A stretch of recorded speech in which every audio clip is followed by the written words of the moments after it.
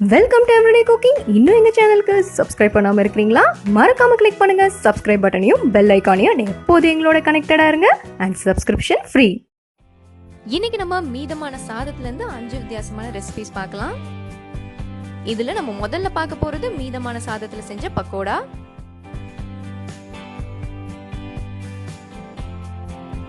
இங்கே எனக்கு ஒரு 2 கப் சாதம் மிச்சமாயிருக்கு. நான் அதை அப்படியே எடுத்துக்கிறேன்.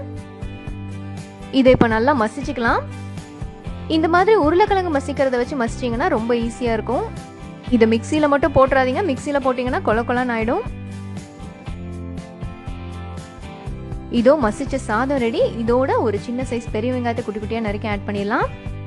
அடுத்ததாக 1 டீஸ்பூன் சீரகம், 1 டீஸ்பூன் மிளகாய் தூள், 1/4 டீஸ்பூன் மஞ்சள் தூள், தேவையான அளவு உப்பு, 1/4 கப் கடலை மாவு, பொடியா நறுக்குன கொத்தமல்லி இலை 1 கை. எல்லாத்தையும் நல்லா கலந்து விடுங்க. தண்ணி எதுவும் சேர்க்க வேண்டாம். சேர்க்காமலே நல்லா கலந்து விடுங்க.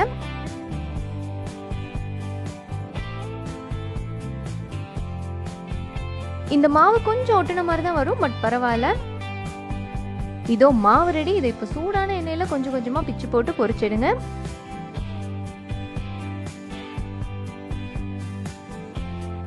ரெண்டு பக்கமும் திருப்பி போட்டு நல்லா கோல்டன் ப்ரௌன் ஆகுற வரைக்கும் பொரிச்சிடுங்க.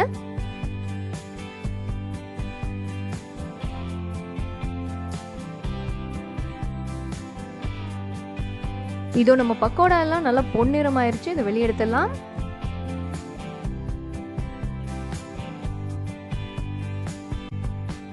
சூடா மொறுமொறுன்னு மீதமான சாதத்துல பக்கோடா ரெடி. சாப்பாடு மிச்சமாயிருச்சா கவலையே வேண்டாங்க. அதை கொஞ்சம் கூட வீணாக்காம சூப்பரா செம்ம டேஸ்டான சாஃப்டான கொழுக்கட்டை ஆக்கிடலாம். இன்னைக்கு நம்ம சாதம் யூஸ் பண்ணி பால் கொழுக்கட்டை எப்படி செய்யறதுன்னு பார்க்கலாம்.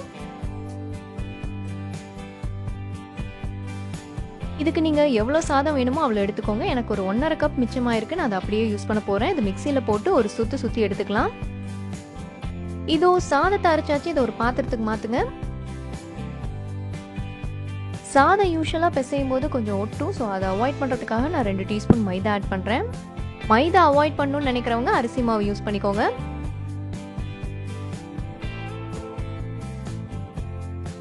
இதோட 1 ஸ்பூன் எண்ணெயும் ஆட் பண்ணி நல்லா பிசைஞ்சிட்டே வாங்க. ஒரு ஸ்டேஜில் இது ஒட்டாமல் வரும். இதோ நல்லா பிசைஞ்சாச்சு. இப்போ இதை சின்ன சின்ன உருண்டைகளாக்கலாம்.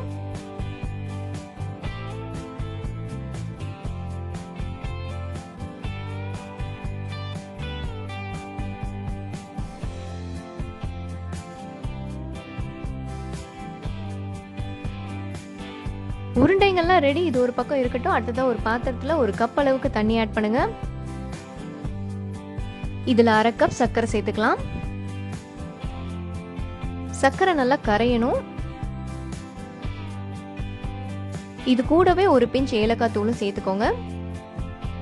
சர்க்கரை கரைஞ்சி நல்லா ஒரு கொதி வரட்டும். அது வரைக்கும் வெயிட் பண்ணுங்க. இதோ நல்லா கொதிச்சிருச்சு. இப்போ 1 கப் பால் ஆட் பண்ணிக்கலாம். இது ஆல்ரெடி காய்ச்சின பால் தான். பால் நல்லா ஒரு கொதி வரட்டும்.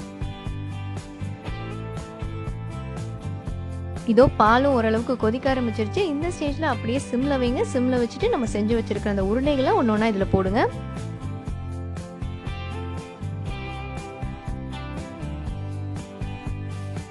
ஒரு மூடி போடுங்க. 8ல இருந்து 10 நிமிஷம் இது மீடியம் ஃப்ளேம்ல நல்லா வேகட்டும்.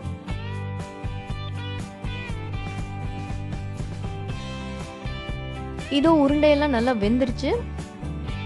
நார்மலா நம்ம செய்யற பால் கொழுக்கட்டை விடவும் இது ரொம்ப சாஃப்டா செம்ம டேஸ்டா வந்துச்சு. கண்டிப்பா இதை ட்ரை பண்ணுங்க.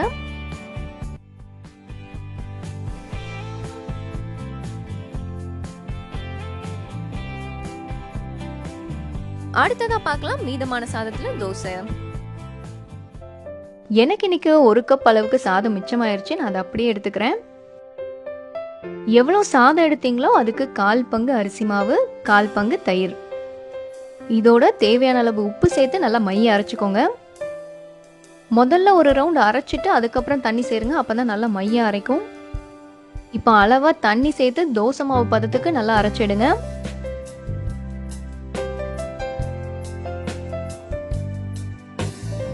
மாவு இந்த மாதிரி இருக்கணும்.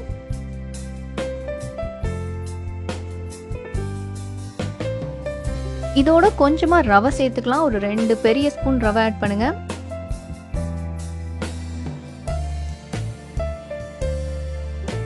நம்ம உடனே தோசை ஊத்த போறதால ஒரு பெரிய பிஞ்ச் சோடா உப்பும் சேர்த்துக்கலாம்.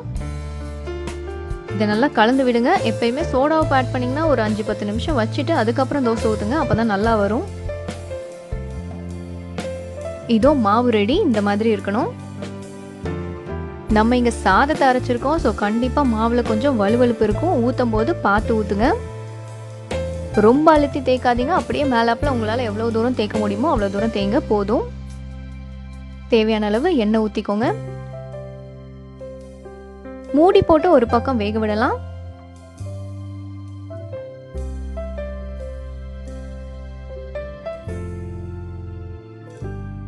ஒரு பக்கம் இது வெந்துருச்சு. திருப்பி போட்டுடலாம். கொஞ்சம் மொறுமொறுன்னு ஆகுற வரைக்கும் இது அடுப்பில் இருக்கட்டும். ஸோ இதோ நம்மளோட தோசை ரெடி. என்னதான் இந்த மாவு கொஞ்சம் வலுவலுன்னு இருந்தாலும் தோசையை ஊற்றி இது சாப்பிட்றதுக்கு ரொம்ப ரொம்ப நல்லா இருக்கும். நல்லா மொறுமொறுனே வரும். பட் ஒன்னே ஒன்று, என்னதான் இருந்தாலும் இந்த சாதம் கொஞ்சம் அழுத்தி தேய்க்காம கேர்ஃபுல்லாக ஊற்றி எடுங்க. ஸோ மொறுமொறுன்னு மீதமான சாதத்தில் தோசை ரெடி. அடுத்ததா பார்க்கலாம் மீதமான சாதத்துல வடகம். இதுக்கு ஒரு கப் அளவுக்கு நான் சாதம் எடுத்திருக்கேன்.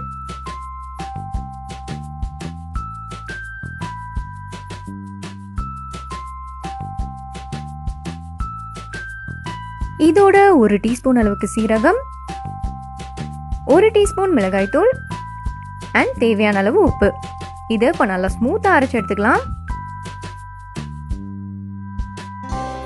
இதை இப்போ நம்ம சின்ன சின்னதாக பிரித்து காய வைக்க போகிறோம். ஸோ கையை நல்லா நனைச்சிக்கோங்க. அப்போ தான் இது ஒட்டாது. கொஞ்சமாக எடுங்க.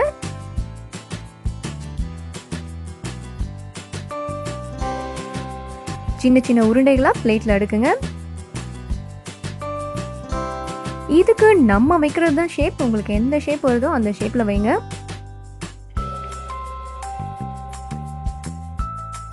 கொஞ்சம் சின்ன சின்னதாகவே வைங்க. அப்போ தான் சீக்கிரம் காயும்.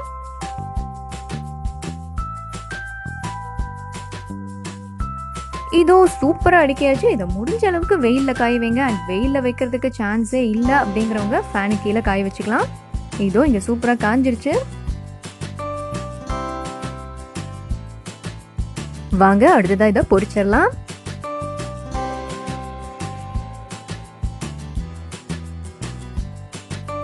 இது ரொம்ப ஈஸியாக செஞ்சிடலாம். சாதத்துக்கு கடிச்சிக்க இது ரொம்ப ரொம்ப நல்லா இருக்கும்.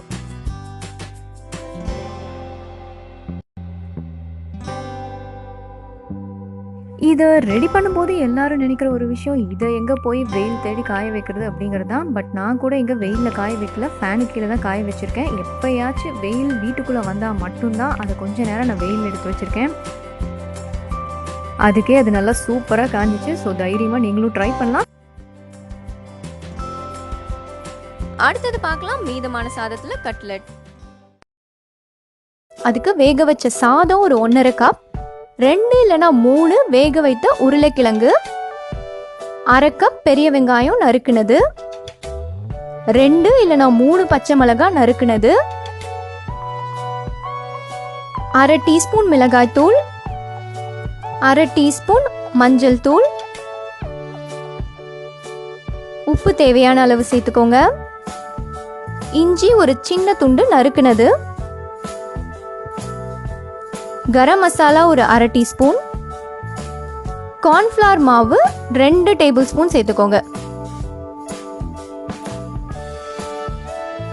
இப்போ இதை நல்லா பிசைஞ்சுக்கலாம்.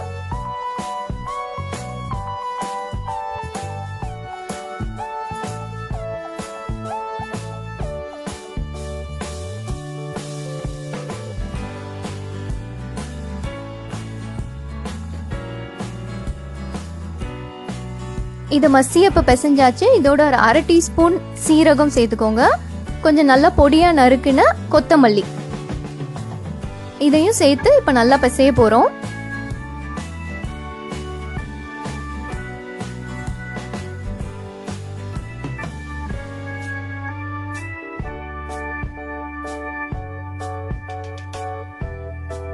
வேக வச்ச சாதங்கிறனால கொஞ்சம் கையில் ஒட்டும், அதனால கையில் ஆயில் அப்ளை பண்ணிட்டு இதை உருண்டை பிடிங்க. உருண்டை பிடிச்சு கட்லெட் மாதிரி தட்டி எடுத்துக்கோங்க.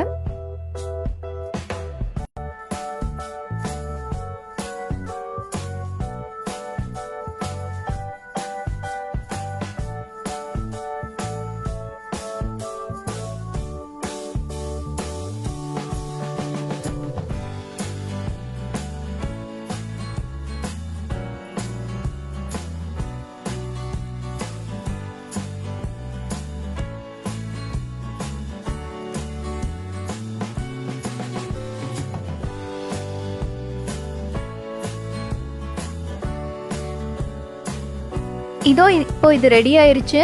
இதை நம்ம பிரெட் கிரம்ஸ்ல பெரட்டலாம். பிரெட் கிரம்ஸ்ல நல்லா எல்லா பக்கமும் படுற மாதிரி பெரட்டி எடுத்துக்கோங்க.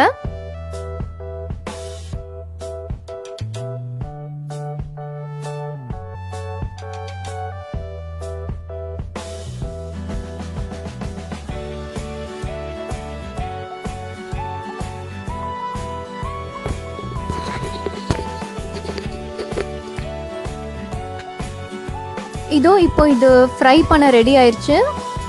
ஒரு டவால கொஞ்சமாக ஆயில் விட்டு நம்ம இதை ஷாலோ ஃப்ரை பண்ண போகிறோம்.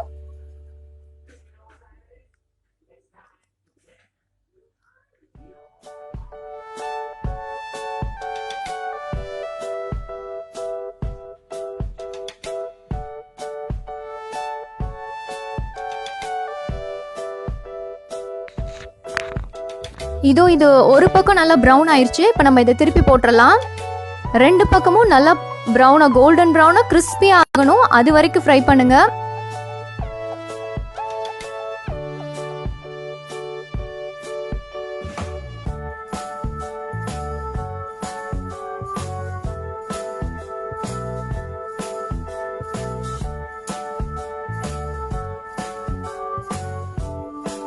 எவ்வளோ நேரம் சிம்லேயே இதை வச்சுட்டே இருக்கீங்களோ அவ்வளோ தூரம் உங்களுக்கு கிறிஸ்பியான கட்லெட்ஸ் கிடைக்கும்.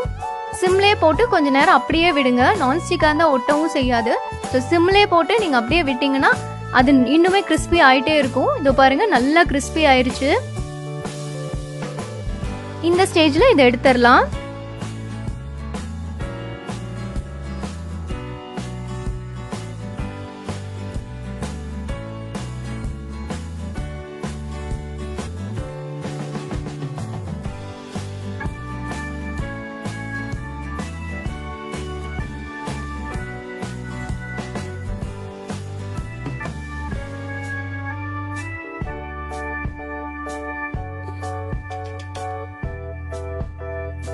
இதுக்கு மயனீஸ் இல்லைன்னா டொமேட்டோ சாஸ் ஒரு நல்ல காம்பினேஷனாக இருக்கும். ரொம்ப டேஸ்ட்டாக இருக்கும் அது தொட்டு சாப்பிட்டா.